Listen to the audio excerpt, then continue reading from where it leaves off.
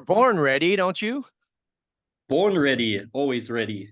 Hell yeah, my friend, it's a huge honor. This is the first time, it's always the best. Love the project. There's a lot of stuff to talk about. First of all, for people that don't recognize your beautiful face or your beautiful voice, who the hell are you, man? Hey there, I'm Darius. I play guitar and I sing in a band called the Deadnotes from Germany. We're now based in Cologne. We come from Freiburg, which is in southern Germany. We're now Cologne based. So cool. My Namen ist Erik Bedar. Ich do not sprechen Deutsch. I tried to learn German in college, a really tough language to learn. Way more easy to learn English. For a French guy. Definitely, There's so definitely. much culture with Germany. It's fucking awesome. It seemed that the scene isn't it's everywhere. Punk rock, metal, it's everywhere. But it doesn't seem that the scene is so collide together. Because I speak with a lot of band in Germany, and it seems that they're doing their thing in each corner, but they don't like mix the whole thing. Am I right? How was the scene when you started up? Mm, like when we started the band, the scene was completely different to these days. We started the band, oh my God, that was 12 years ago. We were still really, really young kids. We were still in school, and the band's still going under the same name, which is insane. But a lot has changed. When we started the band, we used to go to a lot of small punk rock shows in our hometown, Freiburg. We had a really good scene there, actually, because we had a couple of friends who were really into putting on shows for international artists from the US, from Canada, from France, from everywhere. And then we started putting on house shows in my mom's house. And yeah, there was so much going on. But Freiburg is also a city where most of the people leave after, you either go there to study or go there if you're older and you want to take some rest. And so, yeah, I did the same. I moved to Cologne. Things here are really different too. But every time I come back to Freiburg, it's kind of weird because there's not that much going on anymore, and it makes me kind of sad. Yeah. Yeah, I feel you. We have the same here.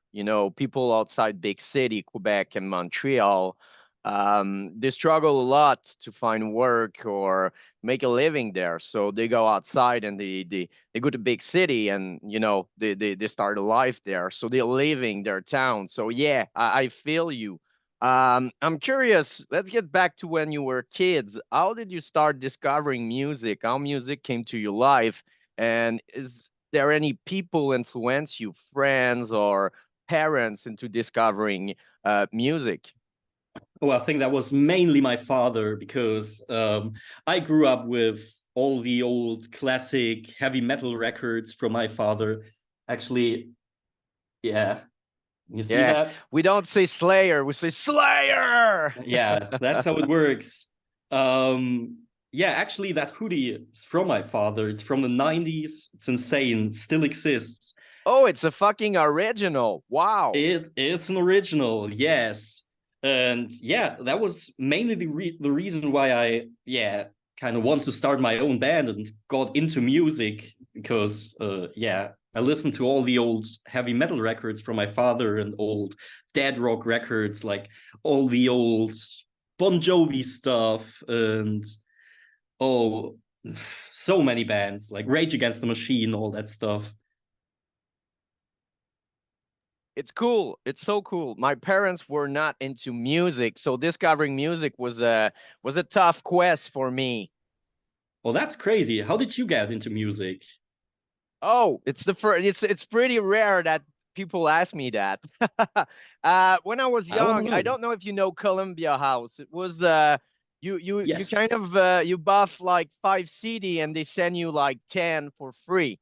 So my mother saw I was into music. They have a couple of vinyl throughout Columbia, like the Beatles, but they were not listening to them. So at first I was playing with them with cars when I was really kid, not knowing that there was music in those piece of art. And then I start to listen to them. So the Beatles, And after that, I discovered through Columbia House when I bought CDs, Megadeth and metal and thrash metal was the first genre that start my quest. So, and after that, at the end of primary, my mother said, if you got good result, I'm gonna buy you two tapes. So I bought Fear of the Dark and So Far So Good So What. And I didn't get Maiden at first. Weird thing because it's my favorite band now. But I saw Fear of the Dark video a couple of months after I bought the cassette, and I passed the cassette to one of my friends, so I call him back. I want that cassette back. I think it's fucking awesome. And Fear of the Dark was kind of the start of everything.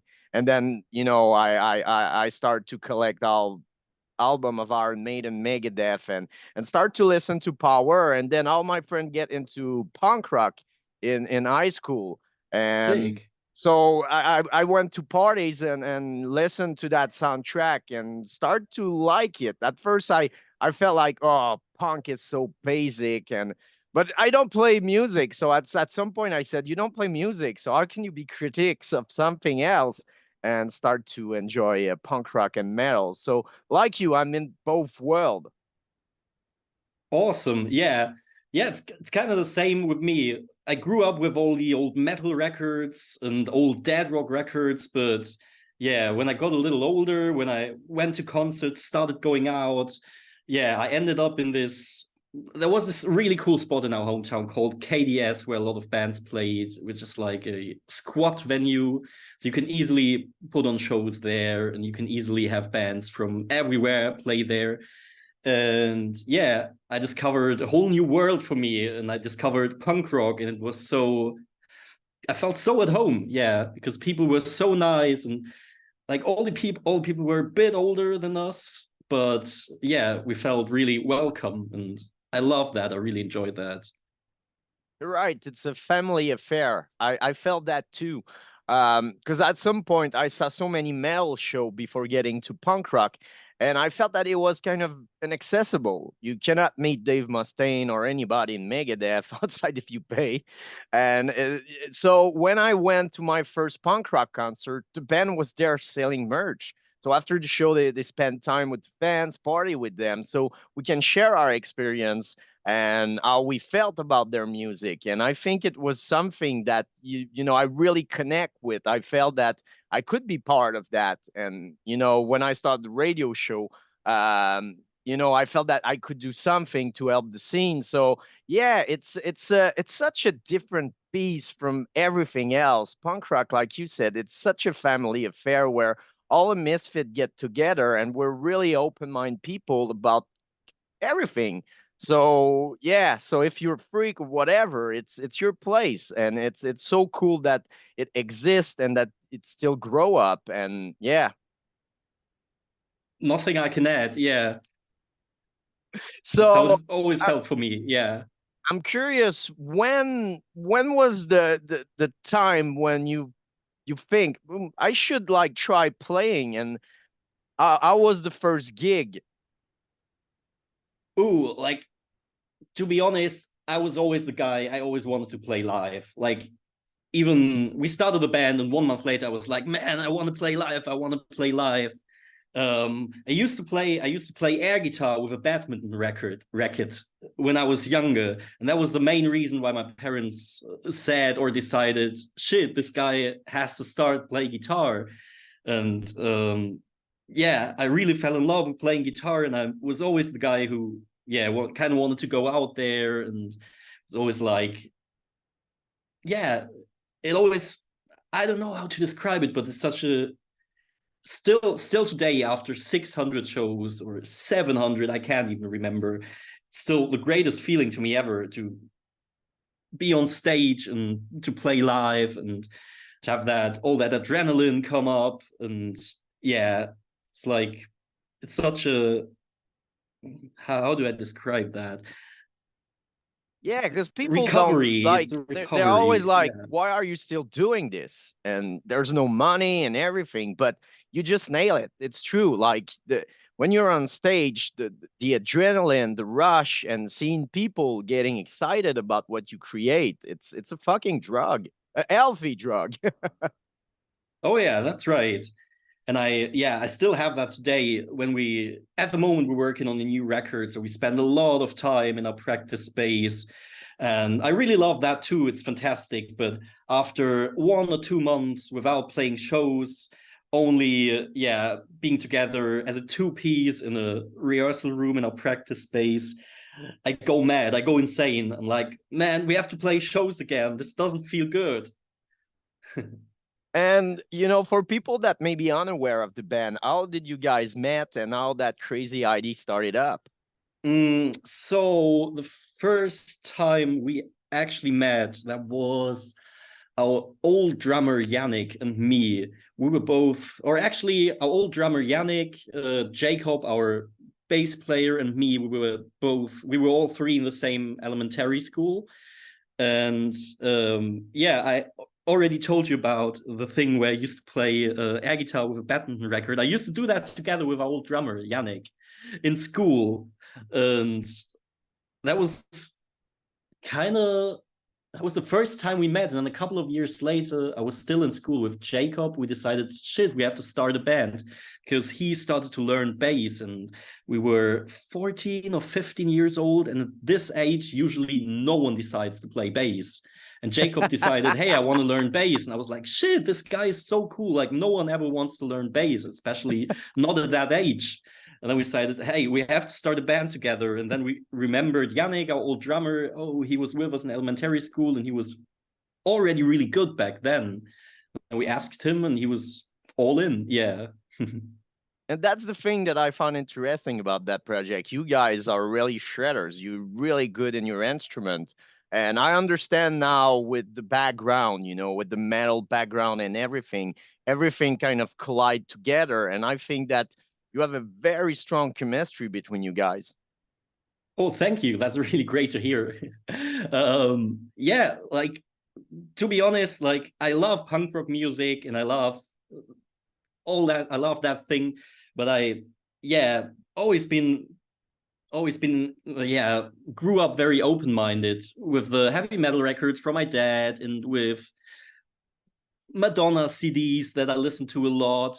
And then I started to learn guitar, and my teacher was always teaching me jazz. And for a while, I hated it. But when I got older, I was like, shit, this is so cool. And for a while, I was really into jazz, and I really like that. And it's such a huge inspiration to go through different genres and pick kind of different things that you like and, yeah, add them to your own music. I must admit, Madonna play something, in my background too. That was the first Ooh, cassette I could wow. have a hand on because of my parents. And yeah, I was listening to that cassette a lot when I was in my third years in primary school. And yeah, so yeah, I feel you. Like people are like, and there's a joke because one of my friends said, "I call your mother," and she said you were into Madonna, and that, like people laughing about that. But yeah, man, I assumed that all the way. She was great And back in it's in the 80s, more 80s.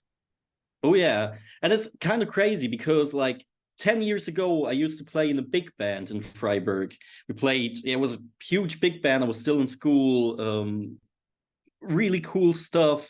And I met this guy called Paul, and he was a fantastic, insane saxophone player.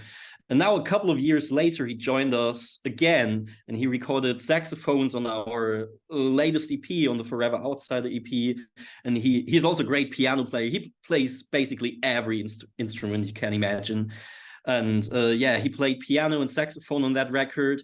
And then we played live as a four-piece for the very first time ever last year and had Paul join us, who I met 10 years ago in a big band in Freiburg. That's crazy. That's cool, man. That's what I love about music. It bring all people that are passionate about it, and sometimes you never know who's gonna join your rank or who you're gonna work with, but it's really interesting and you deserve it. It's such a great and interesting project. First of all, it's really original, and I'm kind of I know a lot of people, I'm 42 in my age, that stopped discovering music and played a nostalgia card. But it doesn't, my brain doesn't work like that. I'm always into discovering new stuff and, find thing that, blow my mind. And when I listened to your music, I was really surprised and I love it. The background, of course, the culture of Germany is there, but like the background of everybody in the band together.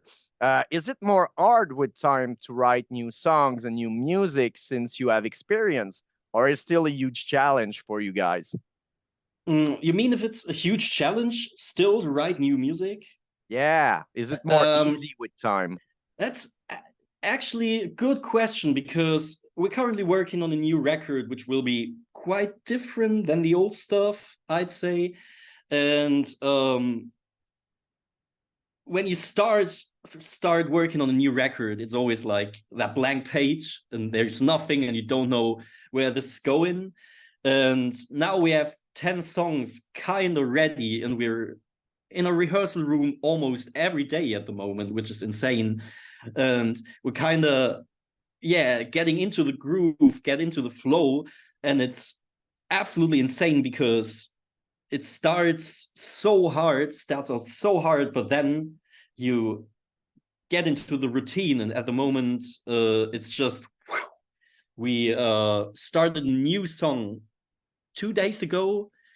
And it's like, it's one of the most complex or most difficult songs we've ever written so far. And we wrote that whole song in 2 days. It was like, shit, what just happened? And yeah, that is only possible when you, yeah, in the groove, when you're like in the rehearsal room every day. And yeah, one day you notice, okay, it's perfect. Yeah, it's just working fine.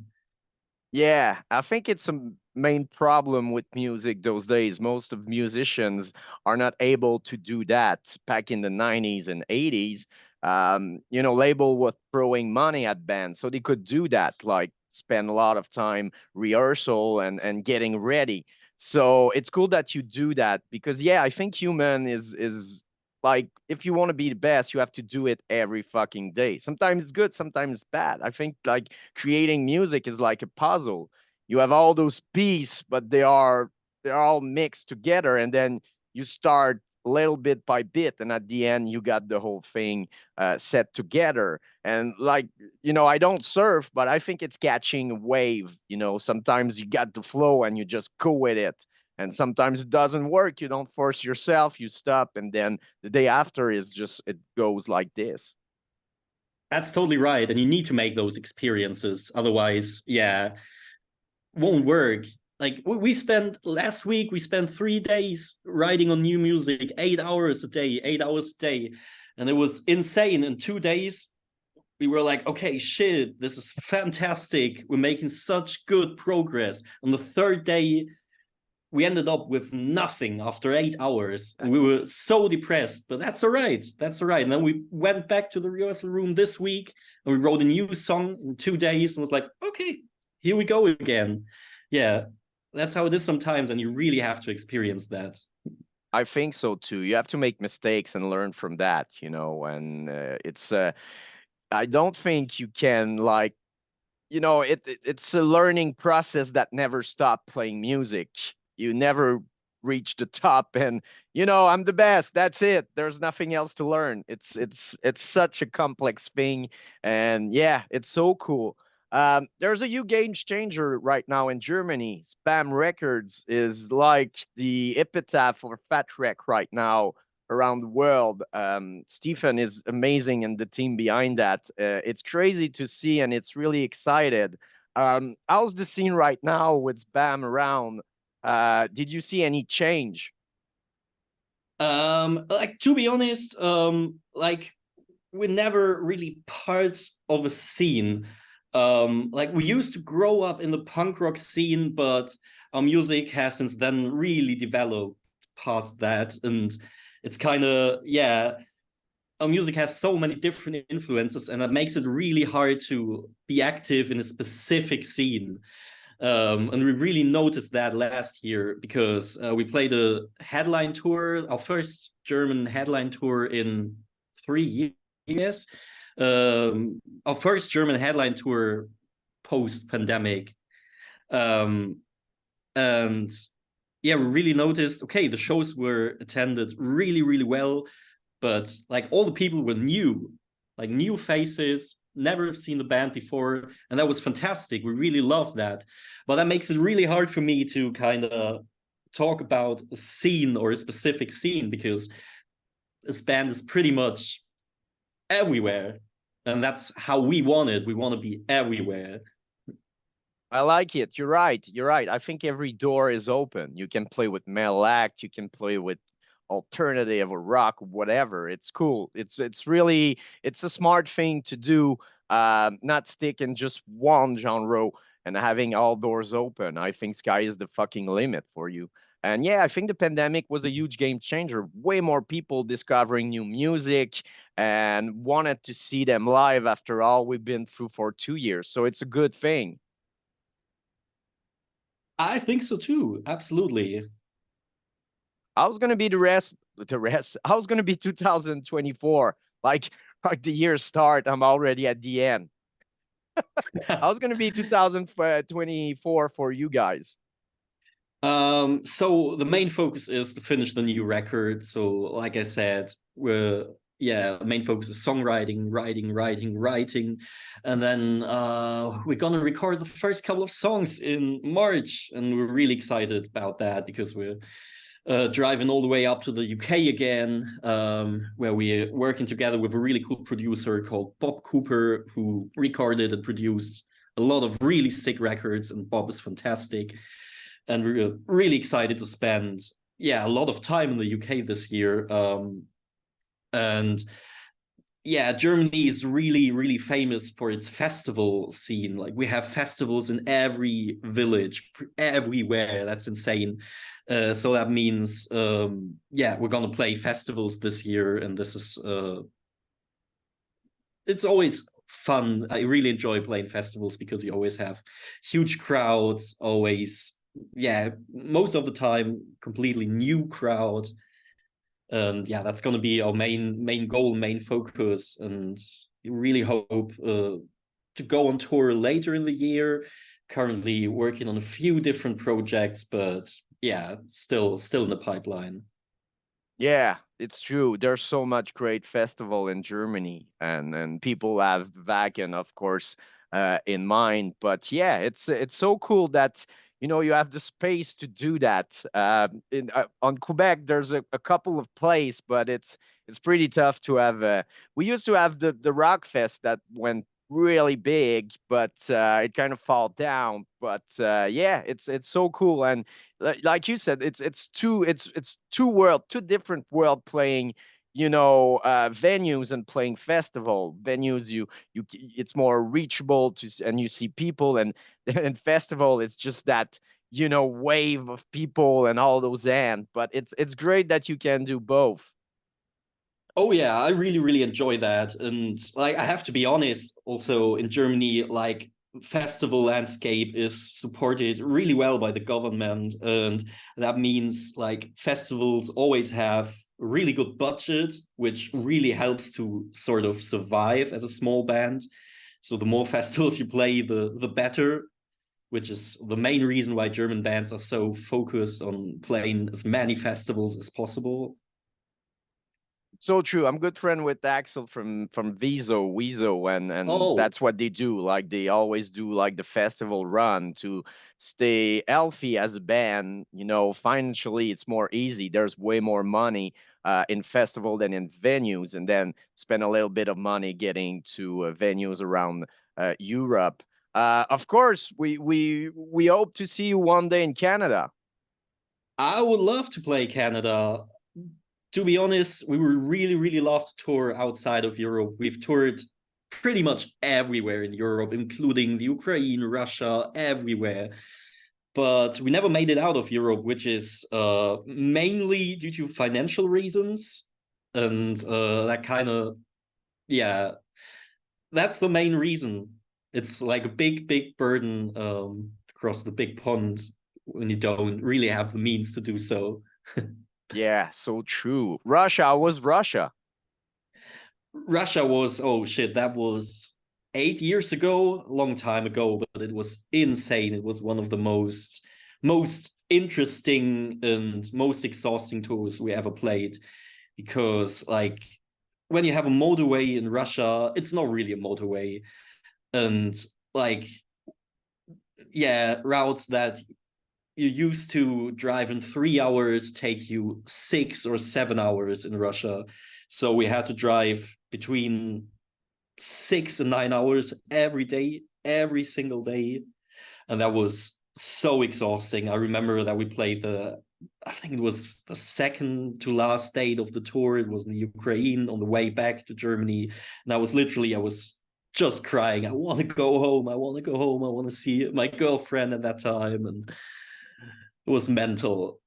Yeah, yeah. At some points, you're right, and everybody in Canada are agree with you. It's the same here, man. The drive are so long, and yeah, it's exhausting. But it's cool that you did that experience because like Russia is such a mystery for a lot of people, and in Canada, we don't know a lot of thing about that. If you don't go there, you don't know. It's media and everything are hiding so much from Russia. So I'm sure it was really interesting to see it with your eyes and feel it. It was, yeah, it was fantastic. And I really, really don't want to miss that experience. I still remember we played some of the bigger cities, and in the bigger cities it was crazy because we had between 100 and 150 people come down to a show, to a band they've never ever seen before or probably heard of before.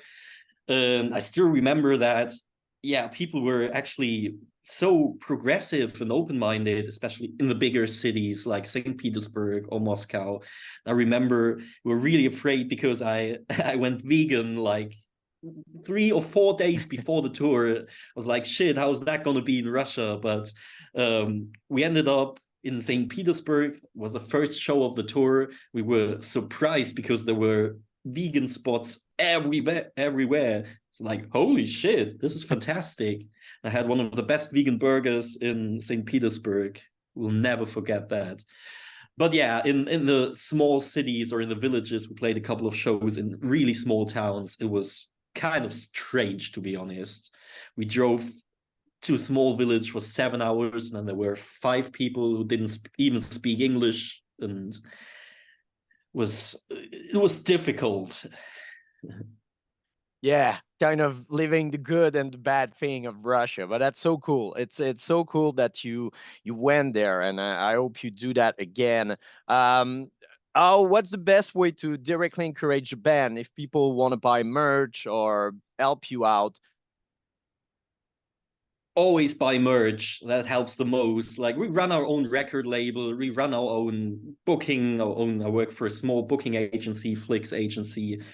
So we pretty run everything around the band on our own, which is mental, but we really love that, and we really, yeah, love that way of kind of keep everything together and close to our hearts. Yeah, so please buy merch through our record label, 22 Lives Records. Best way to support the band. Link available below. Yes, of course, if you don't have any money, it's a rough time. We get it. It's punk, but it's everywhere. Every platform, music platform, you can find them. Go check them, go listen to them. And of course, we're gonna hope to see you around Canada and Quebec because we love the projects. We've been playing the band for a couple of years now. So yeah, man. Thank you. We really hope we can make it one day. Like, we're still struggling a bit because we had some really bad luck on our recent tours last year. But once we have the money, like, nobody can stop us. Yeah, I told you, like sky is the limit, man. That's our approach. Yes. Darius, thank you so much for your time. It was a really great chat, man. We have to do a part two somewhere, maybe the end of the year, so when the album's gonna release. Of course, we're gonna wait for it. We're gonna play it. We're gonna do a huge special on Prescription Punk Rock. And man, thank you for your time. Thanks so much for having me. Thank you. Awesome. I'm gonna keep you posted by Felix about when we play the interview and when it's gonna be available on the YouTube channel. And man, thank you so much again. Perfect. Fantastic. Hell yeah. Cheers, my friend. Cheers. Bye bye. Goodbye, Eric. Prescription is what you need. No more inhibition. Set yourself free. Just let go. That's my only plea. A punk rock prescription.